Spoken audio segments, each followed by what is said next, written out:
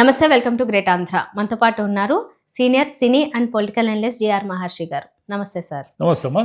Sir, ఈరోజు ఉస్తాద్ భగత్ సింగ్ పవన్ కళ్యాణ్ గారి movie release అయింది. సో ఒక సినిమా అభిమానిగా మామూలుగా కూడా మీరు చూస్తారు, ఒక క్రిటిక్గా కూడా. సినిమా ఎక్స్పీరియన్స్ ఎలా ఉంది? మీరు కూడా చూశారుగా. సినిమా అభిమానులకు బాగుంటుంది. అభిమానులకు అక్కడక్కడ గూస్ బంప్స్, మంచి డైలాగులు, పవన్ కళ్యాణ్ గారి స్క్రీన్ ప్రజెన్స్ ఇవన్నీ నచ్చుతాయి. మామూలు అభిమానులు కాకుండా మామూలు ప్రేక్షకులకి యావరేజ్గా అనిపిస్తుంది. దీనికి కారణం ఏమిటంటే పెద్ద హీరోలతో ఉన్న సమస్య ఇది. కథే హీరోగా మారితే ఆ సినిమా నెక్స్ట్ లెవెల్ ఉంటుంది. హీరోనే కథగా మారాడు అనుకో, ఆ సినిమా అక్కడక్కడే ఉంటుంది. అంటే హీరో ఎలివేషన్స్ ఇవన్నీ దీని మీద, యాక్షన్ సీన్స్ దీని మీద నడుస్తూ ఉంటుంది. కథ కంటే కూడా హీరో ఎలివేషన్సే ఇంపార్టెంట్ అనిపిస్తుంది. ఈ సినిమాలో కూడా అలాంటిది. కానీ పవన్ కళ్యాణ్ లాంటి రాజకీయ సినీ నటులతో ఉన్న ఇబ్బంది ఏమిటంటే, తెలిసో తెలియకో ఇంటెన్షనల్గానో అన్ఇంటెన్షనల్గానో వీళ్ళ పొలిటికల్ ప్రోపగాండా ఒకటి నడుస్తూ ఉంటుంది సినిమాలో. అది కథకి సంబంధం ఉందా లేదా అన్నట్టుగా కన్ఫ్యూజన్ ఒకటి ఉంటుంది. కథతోనే కలిసిపోయింది అనుకోండి. మీరు పొలిటికల్ ప్రాపగాండానే తీసుకోండి. పవన్ కళ్యాణ్ గారు పొలిటికల్గా ఆయన ఏమిటి ఇవన్నీ కూడా మీరు చెప్పదలుచుకుంటే, లేదా ఆయన ఐడియాలజీ, దేశభక్తి, లేదా సనాతన ధర్మ, లేదా ఇవన్నీ మీరు ఏమైనా చెప్పదలుచుకుంటే దాన్ని కథలో బలంగా ఇమిడ్చి చెబితే అది మీ పర్పస్ నెరవేరుతుంది. ఆ నెక్స్ట్ ఎలివేషన్ ఉంటుంది. ఇక్కడ ఏం జరిగిందంటే అన్ని కన్ఫ్యూజన్ నడిచింది ఈ సినిమాలో. అంటే కథనము, కథ ఈ రెండు కూడా ఫ్రెష్నెస్ ఏదో మిస్ అయింది ఈ సినిమాలో. హరీష్ శంకర్ గారు 12 ఏళ్ల తర్వాత, అది గబ్బర్ సింగ్, అది 14 ఏళ్ళేమైనట్టు, 14 ఏళ్ల తర్వాత గబ్బర్ సింగ్ లాంటి సూపర్ డూపర్ హిట్ తర్వాత ఈ సినిమా తీశారు. మనకి ఇంకా గబ్బర్ సింగ్ పోలికలే కొన్ని కనిపిస్తాయి.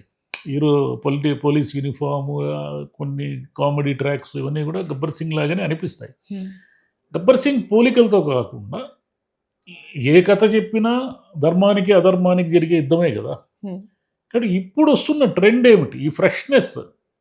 అంటే మీరు దేశభక్తి గురించి చెప్పండి, జిహాదీ వాళ్ళని నిర్మూలించే దాన్ని చెప్పండి, టెర్రరిజం గురించి చెప్పండి, పొలిటికల్ వ్యూహాల గురించి చెప్పండి, ఏమైనా చెప్పండి. ఏం చేసినా మన కమర్షియల్ సినిమాల్లో హీరో ఎలివేషనే కదా ఉంటుంది. ఆ మేరకు హీరో ఎలివేషను, హీరో డైలాగులు ఇవన్నీ కూడా అక్కడ సక్సెస్ అయ్యారు. ప్రాబ్లం ఏడొచ్చిందంటే మనకి ఆ కథ అంతా కూడా ఎక్కడో చూసినట్టుగా అనిపిస్తూ ఉంటుంది. అంటే ఈ కథ ఇది ఇట్లా సినిమాలు చాలా చూసాం మనం, దీంట్లో ప్రిడిక్టబుల్, అంటే ఏముంది మరి నెక్స్ట్ ఏం జరుగుతుందో కూడా మనకు తెలిసిపోతూ ఉంది అన్నట్టుగా ఉండడమే దీంట్లో ఉన్న మైనస్ పాయింట్. అంటే ఇక్కడ మనం అర్థం చేసుకోవాల్సింది ఏమిటంటే 2020లో స్టార్ట్ అయింది ఈ సినిమా, ఇది 26. ఈ 6 ఏళ్లకు కూడా ఆయన రాజకీయాల్లో సీరియస్గా ఇన్వాల్వ్ కావడము, రాజకీయాల్లో అన్ని సీట్లు గెలవడము, ముఖ్యమంత్రి కావడము, ఈ పరిణామాలన్నీ జరిగాయి. కాబట్టి ఈ పరిణామాలకు అనుగుణంగా కూడా కథలో ఏమైనా అప్పటికప్పుడు మార్పులు చేర్పులు ఇలా చేసుకుంటూ వచ్చారేమో మనకు తెలియదు. ఇంకోటి ఏమిటంటే ఆయన బిజీగా ఉండడం వల్ల ఈ డేట్స్, ఇబ్బంది, షూటింగ్ టైమింగ్స్ ఇవన్నీ, అంటే మనకు చాలా తక్కువ టైం ఉంది, మనం స్పీడ్గా తీయాలి, ఇలా అనుకోవడం వల్ల కూడా ఒక్కొక్కసారి వాళ్ళు ఏం చెప్పదలుచుకున్నారో అది మిస్ అవుతుంది. అలాంటిది ఏమైనా ఉందేమో, మరి అలాంటిది ఏమైనా జరిగిందేమో. ఇంకోటి ఏమిటంటే పుష్పాలో మనకు చాలా పాపులర్ ఇది ఉంటుంది, ఇలా మెడ ఇలా అనుకోవడం తగ్గేదేలే అని. దీంట్లో కూడా అదే సేమ్ మేనరిజమే ఉంది. నేను ఇట్లా మెడ పట్టుకుంటే తొడగొట్టినట్లే అనే ఒక డైలాగ్ ఉంది. అంటే బహుశా పుష్పకే ముందు వాళ్ళు అది ప్లాన్ చేసుకొని ఉంటారు, దాన్ని అవాయిడ్ చేయలేక అలాగే క్యారీ అయినట్టుంటుంది. అంటే మామూలుగా పవన్ కళ్యాణ్ గారిది ఆ స్టైల్ ఉంటుంది కదా, ఎప్పుడు ఇట్లా అంటుంటారు. కానీ పుష్ప వచ్చిన తర్వాత పుష్ప పాపులర్ అయిపోయింది కదా, ఇలా ఇలా మెడ ఇట్లా అనుకుంటూ ఇట్లా పెట్టుకుని తగ్గేదిలే అనేది. అఫ్కోర్స్ అవన్నీ కాదు, అవన్నీ చిన్న విషయాలు. కానీ పవన్ కళ్యాణ్ గారి స్క్రీన్ ప్రజెన్స్, పవన్ కళ్యాణ్ గారి కామెడీ టైమింగ్, అంటే అప్పుడెప్పుడు ఖుషీలోనో గబ్బర్ సింగ్లోనో మనకు కామెడీ టైమింగ్ ఉంటుంది. ఈ మధ్య సినిమాల్లో లేవు. హరిహర వీరమల్లో కానీ ఓజీలో కానీ అది మిస్ అయింది. అది వేరే యాక్షన్ మూవీస్గానే ఉంది. కామెడీ టైమింగ్ అనేది మళ్ళీ చాలా కాలం తర్వాత మన వింటేజ్ పాతకాలం పవన్ కళ్యాణ్ గారిని చూసినట్టుగా అనిపిస్తుంది మనకు. ఫస్ట్ హాఫ్ అంతా ఏమో ఆ సరదా కాస్త ఎంటర్టైనింగ్గా బాగానే నడిచింది. తర్వాత నుంచి అసలు స్టోరీలోకి వెళ్ళిన ఎక్కడైతే లీడ్ మొదలైందో అప్పటి నుంచి ఇది రొటీన్ కదా, అంటే తెలిసిందే కదా అన్న టైప్లో, లేకపోతే ఊహించేలాగా అలా అనిపిస్తూ వెళ్ళిందంటారా? 2 ట్రాకులు ఉన్నాయి కదా సినిమాలో. ఫస్ట్ హాఫ్ వేరే ట్రాక్, సెకండ్ హాఫ్ వేరే ట్రాక్. అంటే మనం స్పాయిలర్ చేయకూడదు, కథను ఏం జరిగిందో చెప్పడం అనేది కరెక్ట్ కాదు. కానీ మామూలుగా స్థూలంగా మనం మాట్లాడుకోవాలంటే 2 ట్రాకులు ఉన్నాయి. ఫస్ట్ హాఫ్ ఒక ట్రాక్ ఉంటుంది, సెకండ్ హాఫ్ ఒక ట్రాక్ ఉంటుంది. ఫస్ట్ హాఫ్ ట్రాక్కి సెకండ్ హాఫ్ ట్రాక్కి పెద్ద సంబంధం ఉండదు. అది పూర్తిగా రాశి ఖన్నా వర్సెస్ పవన్ కళ్యాణ్ స్టోరీ లాగా నడుస్తుంది వాళ్ళిద్దరి మధ్య. ఒకే పరిచయం ఇదంతా నడుస్తుంది. సెకండ్ హాఫ్కి వచ్చేసరికి ఈ అమ్మాయి అసలు హీరోయిన్ వచ్చేసి ఈ అమ్మాయి ట్రాక్ నడుస్తుంది. మొత్తంగా సినిమా ఏమిటంటే ఒక దేనికైనా తెగించే, పదవి కోసం ఎంత క్రూరత్వానికైనా తెగించే ఒక విలను, అతను ఒక 2 కొడుకులు, ప్రజల కోసము అంటే ఆ డైలాగ్ ఉంది, జీవితాన్ని జీతాన్ని కూడా దారబోస్తాడు పేద పిల్లలు కానీ డైలాగ్తో ఆ సినిమా స్టార్ట్ అవుతుంది కదా. ఆయన ఒక ముఖ్యమంత్రి స్థాయికి ఎదిగినప్పుడు ఆయన పెంపుడు కొడుకు లేదా దత్తత కొడుకుగా ఉన్నటువంటి హీరో ఆయన కోసం ఎంత దూరం పోయాడు, పోలీస్ యూనిఫాము, ఒక అధికారిగా అతను ఎంతవరకు వెళ్ళాడు ఆ ధర్మాన్ని అంతమొందించడానికి, విలన్ని అంతమొందించడానికి. ఇదే మెయిన్ ట్రాక్. ఇదే ఏ కమర్షియల్ ఫార్ములా అయినా ఈ ట్రాకే కదా నడుస్తుంది.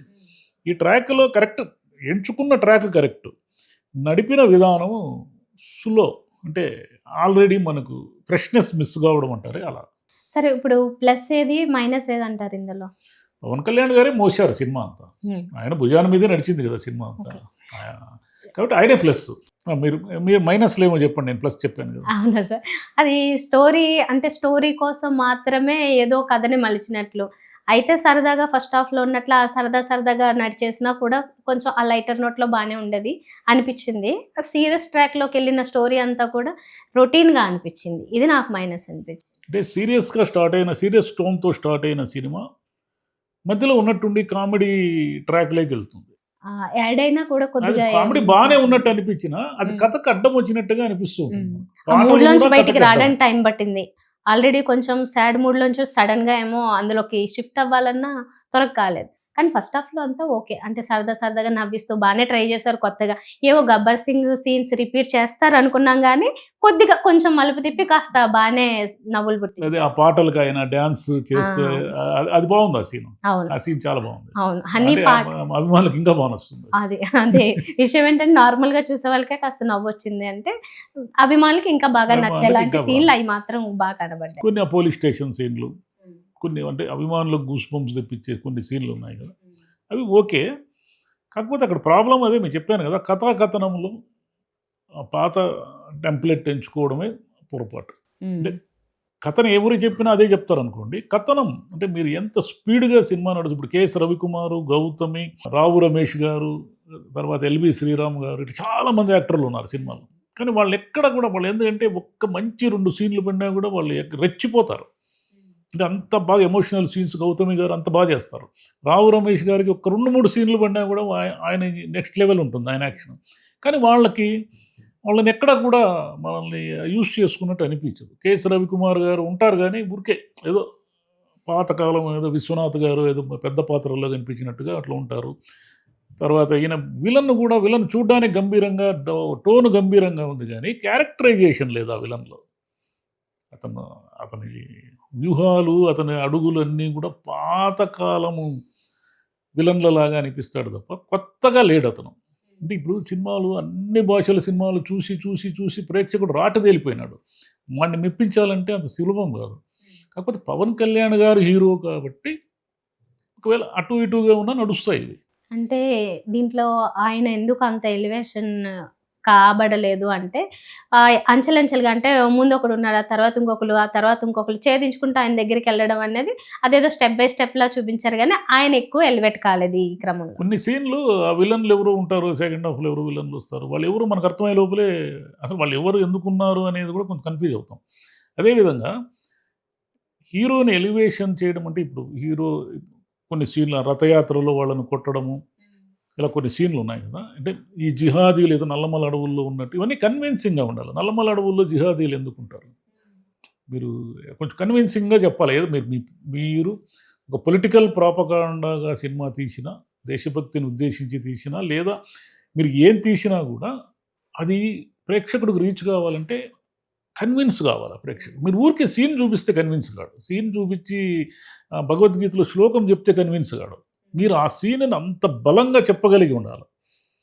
యుద్ధం మధ్యలో భగవద్గీత చెప్పారు కానీ యుద్ధం వద్దని కాదు అనే డైలాగ్ ఉంది, చాలా బ్యూటిఫుల్ డైలాగ్. అది చాలా బాగా రాశారు. గాజు గ్లాసు అనేది పగిలిన కొద్దీ పదునెక్కుతుంది అనేది ఇవి మనము ఆయన పొలిటికల్ స్పీచ్‌లో కూడా విన్నట్లున్నాం గానీ, అవి కాకుండా కూడా ఇంకా చాలా చాలా డైలాగులున్నాయి. డైలాగులు ఉన్నాయి. అన్నీ ఆల్‌మోస్ట్ త్రివిక్రమ్ గారి స్టైల్ కనబడింది స్టైల్ కొంచెం. రైమింగ్‌లు హరిశంకర్ గారు కూడా అవన్నీ. బాగా రాస్తారు డైలాగులు. హ్మ్. కానీ హరిశంకర్ గారు లాస్ట్ ఏదో మిస్టర్ బచ్చన్ ఏదో తీశారు కదా! అప్పుడే ఏమిటి ఈయన ఈయన పాతకాలం హరిశంకర్ గారు మాదిరి లేరే అని అనిపించింది మనకు. ఇదేమిటంటే ఇది 6 ఏళ్ళు గ్యాప్ వచ్చింది కాబట్టి, సరే ఈ గ్యాప్‌లో చాలా మార్పులు, చేర్పులు, రకరకాల ఒత్తిడులు, డిప్యూటీ చీఫ్ మినిస్టర్ కావడం వల్ల ఆయనకున్న ఇబ్బందులు ఏదంటే టైమింగు, అవుట్‌డోర్స్‌కి రాలేని పరిస్థితి, సెక్యూరిటీ రీజన్స్ ఇవన్నీ ఉంటాయి కదా! సినిమా మీద ఈ ప్రెషర్ అంతా ఉంటుంది. మనకు కనిపించేది మనం స్క్రీన్ మీద చూసేది ఒక కథనే గానీ, దాని వెనక చాలా ప్రెషర్స్ ఉంటాయి. హ్మ్. కాబట్టి ఇవన్నిటిని బట్టి ఆలోచిస్తే ఒక మంచి ప్రయత్నం అయితే చేశారు. కానీ అది కొంత కన్విన్సింగ్‌గా లేకపోవడము, ఓల్డ్ టెంప్లెట్‌లో ఉండడం అనేది కొంత ఇబ్బంది. అంటే ఒక కమర్షియల్ హీరోకి 'పవన్ కళ్యాణ్' గారు లాంటి పెద్ద హీరోకి ఆ కామెడీ టైమింగు, యాక్షన్ సీన్స్ ఇవన్నీ ఒక సమపాళ్లలోనే పడ్డాయి గానీ, అది ప్రిడిక్టబుల్‌గా ఉండడం అనేది నష్టం చేసింది. కొన్ని సీన్‌లు కూడా అంటే ఊరికే వీళ్ళకొకటి పెడదాం ఇక్కడ ఒక ట్రాక్ పెడదాం అన్నట్లుగా కొన్ని అతికిచ్చినట్లున్నాయి గానీ, సరదాగా ఉన్నాయి కాబట్టి ఓకే. చూసి వదిలేయొచ్చు అది. నవ్వుకుని కాసేపు అట్లా వదిలేయొచ్చు. అండ్ అక్కడక్కడ చెప్పిన విషయాలేంటంటే, జై శ్రీరామ్ అంటా ఎందుకన్నారంటే, అడగదు రీజన్‌లు అదంతే అండి. మీరు మీరు ఏమైనా చెప్పండి. ఆ! మీ ఐడియాలజీ ఏమైనా చెప్పండి. కానీ ఆ సీన్‌లో కన్విన్సింగ్ గ్రావిటీ ఉండాలి. యాహ్! అది క్రియేట్ బలం ఉండాలి. ఆ చేసినట్లుంది. సీన్‌లో అవును. బలం ఉన్నప్పుడు మనకు గూస్ బంప్స్ వస్తాయి. మీరు దేశభక్తి గురించి మీరు తీయదలుచుకుంటే మీకు ఆ సీన్‌లో అంత ఎలివేషన్ ఉండదు. ఊరికే జిహాదీలను చూపిస్తే దేశభక్తి రాదు. జిహాదీలను కాల్చేస్తేను, జిహాదీలు భారతదేశాన్ని ఏదో నాశనం చేస్తారని డైలాగులు చెప్తే మీకు గూస్ బంప్స్ రావు. ఆ సీన్ అంత ఎలివేషన్ ఉండాలి. ఆ సీన్‌లో ఎలివేషను, ఆ గ్రావిటీ ఉన్నప్పుడు, బలం ఉన్నప్పుడు మన ప్రేక్షకుడు దాంట్లో ఇమ్మర్స్ అవుతాడు. లేదంటే సీన్‌కి సీనే ప్రేక్షకుడే అన్నట్టుగా ఉంటాడు. ఇంకోటేమిటంటే శ్రీలీల గారు మంచి అద్భుతమైన డాన్సర్ గదా! అమ్మాయికి ఒక మంచి పాట ఉండాల్సింది. ఎవరైనా అమ్మాయి నుంచి ఎమోషన్ ఎక్స్‌పెక్ట్ చేయరు. శ్రీలీల నుంచి ఏమి ఎక్స్‌పెక్ట్ చేస్తారు? అందులో పవన్ కళ్యాణ్ గారు హీరోగా ఉన్న తర్వాత పెద్దగా హీరోయిన్ ట్రాకులు ఇవన్నీ గూడా పెద్ద ఎవరు పట్టించుకోరు. కాబట్టి ఆ అమ్మాయి స్ట్రెంత్ ఏంది డాన్స్. అక్కడ పెట్టుండాల్సింది అది మిస్ అయ్యారు. రైట్. మొత్తానికి పాటల విషయానికొస్తే గనక, సినిమాలో పాటల కంటే అందులో వాడిన ఆ రీమిక్స్ లేకపోతే పాత పాటలన్నీ వాడుకున్నారు. అయ్యే బాగున్నాయి మళ్ళీ. బావున్నాయి. 'గబ్బర్ అవి సింగ్‌లో' హైలైట్ ఆయన అయ్యాయి. వాడిన పద్ధతే గదా! అది. 'గబ్బర్ హ్మ్. సింగ్' సినిమా హిట్ గావడానికి, సూపర్ హిట్ గావడానికి దాంట్లో అంత్యాక్షరి ఇవన్నీ గూడా చాలా బలంగా మనల్ని ఇంప్రెస్ చేస్తాయి. హ్మ్. అదే టెంప్లెట్ ఏదో వాడినట్టున్నారు. సో, సార్ ఇప్పుడైతే ఈ సినిమా బేస్‌గా మాట్లాడుకుంటే గనక ఫస్ట్ హాఫ్‌లో అంతా లేతే సెకండ్ హాఫ్‌లో కూడా అక్కడక్కడ పవన్ కళ్యాణ్ గారు ఇదివరకు ఎప్పుడో చేసిన కామెడీలు లేతే సరదా సరదా ఫన్‌లు అవన్నీ. వాటికి కొంచెం మంచి రెస్పాన్స్ ఉంటే గనుక పోను పోను వస్తాయి రీల్స్ ఇవన్నీ గూడా అయ్యే ఎక్కువ హైలైట్ అవుతాయి కూడా. అట్లా ఉంటే ఇంకో సినిమా కూడా అసలు సీరియస్ ట్రాక్ కొద్దిగా వదిలి మళ్ళీ అలాంటి సరదా వాటిలకి వెళ్తారంటారా? ఇంక నెక్స్ట్ సినిమా ఉన్నట్టు లేదుగా ఆయనది. దాదాపు అన్నీ అయిపోయినట్టున్నాయి. ఒప్పుకుంటే కొత్తగా అంటే ఏదన్నా ఒప్పుకుంటేనే ఆ! ఇంకా. ఒప్పుకుంటే. పవన్ కళ్యాణ్ గారేమిటంటే ఆయన తీసుకోవాల్సిన జాగ్రత్తలు ఏమిటంటే ఆయన ఎలివేషన్స్ ఇవన్నీ ఉంటాయి. ఆయనే హీరో గాబట్టి ఆయన భుజాల మీదే సినిమాను మోయాల్సుంటుంది. అయితే ఆ కథలో ఆయన ఏమి చెప్పదలుచుకున్నాడో, ఆ బరువు, ఆ సాంద్రత కథలో ఇమ్మర్స్ అయిపోతే మీకు 'ఓజీ' బాగుంటుంది మళ్ళీ. 'ఓజీలో' విపరీతమైన స్పీడ్ ఉంటుంది సినిమా. ఇది ఇక్కడికొచ్చేసరికి ఏమైందంటే ఇది ఓల్డ్ టెంప్లెట్, పాత కథనం పద్ధతి వల్ల నెమ్మదించింది సినిమా. ఫస్ట్ హాఫ్‌లో కామెడీ అంతా బావుందనిపిస్తుంది గానీ, ఎందుకు కథలోకెళ్ళడానికి ఇంత టైం తీసుకుంటున్నారు? ఇప్పుడు ఆయన అక్కడ ఎందుకున్నాడనేది చెప్పడమే కదా కథ. అక్కడ ఉన్నాడు ఆయన, ఎందుకున్నాడు అనేదే కదా కథ. సెకండ్ హాఫ్ అంతా గూడా ఆయన ఎందుకున్నాడనేదే కదా ఫ్లాష్ బ్యాక్. కానీ కథలోకి వెళ్ళడానికి చాలా 45 నిమిషాలు, గంట సేపు తీసుకుంటారు. ఇప్పుడున్న వేగం కథ, ఇప్పుడున్న సినిమా ప్రేక్షకుడి మెదడు పనిచేస్తున్న విధానానికి, అతను కోరుకుంటున్న సినిమాలు ఎలా ఉండాలి అనే దాన్ని ముందు మనం అర్థం చేసుకొని దాన్ని ఇవ్వాలి ప్రేక్షకుడికి. మన దగ్గర ఉన్నదే ప్రేక్షకుడికి ఇద్దామని ఏ దర్శకుడు అనుకున్నా అతను దెబ్బతింటాడు. ప్రేక్షకుడికి ఏం కావాలో అది కదా నువ్వు కనుక్కోవాలి. వాడు కోవిడ్ తర్వాత ఓటీటీలన్నీ చూసి వాడి లెవెల్ ఎక్కడో ఉంది. వాడిని అందుకోవాలంటే అది చిన్న విషయం కాదు ఇప్పుడు. దట్టు ఒక సందేహం ఏం కలిగిందంటే, ఇప్పుడు ఈ 6 ఏళ్ల కాలంలో పవన్ కళ్యాణ్ గారు చాలా మారారు. అంటే అప్పుడు ఒకలా ఉంటారు, మళ్ళీ మారారు, మళ్ళీ అంటే ఆయన ఓవరాల్‌గా పర్సనాలిటీలో చాలా చేంజెస్ కనిపించాయి గానీ, సినిమాలో మాత్రం అంతా ఒకలాగే అనిపించిందా? అంటే కొంత ఇవన్నీ ఉంటాయి కదా! ఏఐయో ఏవో లేకపోతే ఉంటాయి. ఇంకేమైనా కానీ గ్రాఫిక్స్? ఆయన పెద్దగా ఏం మార్పు ఏం లేదు. ఆయన స్ట్రెంగ్త్ ఏమంటారు ఆయన బలము, స్ట్రెంగ్త్, ఆయన స్క్రీన్ ప్రెజెన్సు, ఎనర్జీ లెవెల్సు మనకు ఒక్కలాగే అనిపిస్తాయి సినిమాలో. అలా అభిమానులకనే కాదు, మామూలుగా చూసే ప్రేక్షకులకు కూడా ఆయన ఎనర్జీ లెవెల్స్ ఏమీ తగ్గలేదు. మనకు చాలా స్పష్టంగా తెలుస్తా ఉంది. ఆయన మంచి నటుడు, అందులో నో డౌట్. కానీ మీరు మంచి కథలేక ఆయన ఇమడచాలి. సరే అండి, ఆయనకి టైం లేదో లేకపోతే మీరు అన్నట్లుగా నిజంగానే ఆ టైం సెట్ చేసుకునే క్రమంలో స్టోరీలను కొంచెం ఏమన్నా కాంప్రమైజ్ అయ్యి మార్చుకోవాల్సి వచ్చింది ఏదైనా, ఆ స్పీడ్ లేకుండా కొద్దిగా ఏదో సంథింగ్ ఎక్కడో చిన్న దెబ్బ అంతే. అంటే ఒక ట్రాక్ వెళ్తుంది పర్లేదులే అనుకునే లోపు మళ్ళీ ఏదో కథలోకి వెళదామని ప్రయత్నించినా మళ్ళీ బయటకు వచ్చి మళ్ళీ లోపలికి వెళ్ళి అట్లా ఏదో అంటే జరిగింది. అది ఒక పోలీస్ ఆఫీసర్ కథ, ఒక పొలిటికల్ స్ట్రాటజిస్ట్ కథ, అంటే మ్మ్. ముఖ్యమంత్రి కావాలనుకునే వ్యక్తి మధ్య జరిగే కథ, లేదా ఆ పోలీస్ ఆఫీసర్కి ఉన్న లవ్ ట్రాక్, మ్మ్.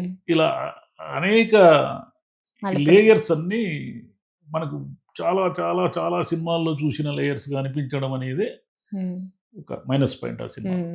అండ్ ఆయన పార్టీకి సంబంధించి కూడా గ్లాస్ని కాసేపు ఎక్కువ ఫోకస్ పెట్టారు. అది రెండు ఎప్పుడు ఆ మూడు డైలాగులు సార్లు చాలా ఉన్నాయి. 2-3 సార్లు దాన్ని బాగా అవి ఫోకస్ ఉంటాయి. చేశారు. ఒక రాజకీయ నాయకుడు సినిమాలు తీస్తే, లేదా అతను పొలిటికల్గా ఒక పెద్ద పదవిలో ఉండి సినిమాలు తీసినా, మీకు ఎన్టీఆర్ గారి కాలము, ఎంజీఆర్ గారి కాలం అంటే వాళ్ళు మళ్ళీ సినిమాలో నటించలేదు అనుకోండి, అది వేరే. ఎన్టీఆర్ గారు ఒకటో రెండో చేశారు, ఎంజీఆర్ గారు అసలు నటించినట్లే లేరు. మీరు ఎన్టీఆర్ గారు పార్టీ పెట్టేటప్పుడు నా దేశం అని ఒక సినిమా తీసిన, మీరు అవన్నీ గమనించండి. ఈ పొలిటికల్ డైలాగ్స్, ఈ పొలిటికల్ ఫ్లేవర్ అనేది ఆటోమేటిక్గా దాంట్లో కలిసిపోతుంది. అది దాన్ని విడదీయలేరు. ఇప్పుడు పవన్ కళ్యాణ్ గారు ఏ సినిమా తీసినా, ఆయన ఇంత ముందు సినిమాలు తీసినా, ఇప్పుడు మొన్న వచ్చిన హరిహర వీరమల్లు, లేకపోతే ఓజీ 3 సినిమాలను కూడా మనం జాగ్రత్తగా గమనిస్తే ఏదో ఒక రూపంలో పొలిటికల్ డైలాగులు ఖచ్చితంగా ఉంటాయి. రైట్. కొన్ని చోట్ల కావాలనే అంటే ఆ ఎడిట్ని తీయకుండా న్యాచురల్గా అక్కడ జరిగిన పవన్ కళ్యాణ్ గారు ఓపెన్ స్మైల్తో ఏదో అవి ఉంటాయి కదా, బ్లూపర్స్ అంటారు యూజువల్గా, కానీ అట్లా కొన్ని చోట్ల వదిలేరు. అవి గమనించా నేను. అవి వదిలేరు, సరదాగా ఉన్నాయి అవి చూడడానికి, కానీ సినిమాలోకి అంత మిక్స్ కాకపోయినా సరదాగా ఉన్నాయి, వదిలేసినట్లున్నారు. అది ఓవరాల్గా ఏమంటారు, ఏమన్నా ఇస్తారు రేట్? అభిమానులకు నచ్చుతుంది, మామూలు ప్రేక్షకులకు ఒక average. Okay, right sir, thank you. Thank you.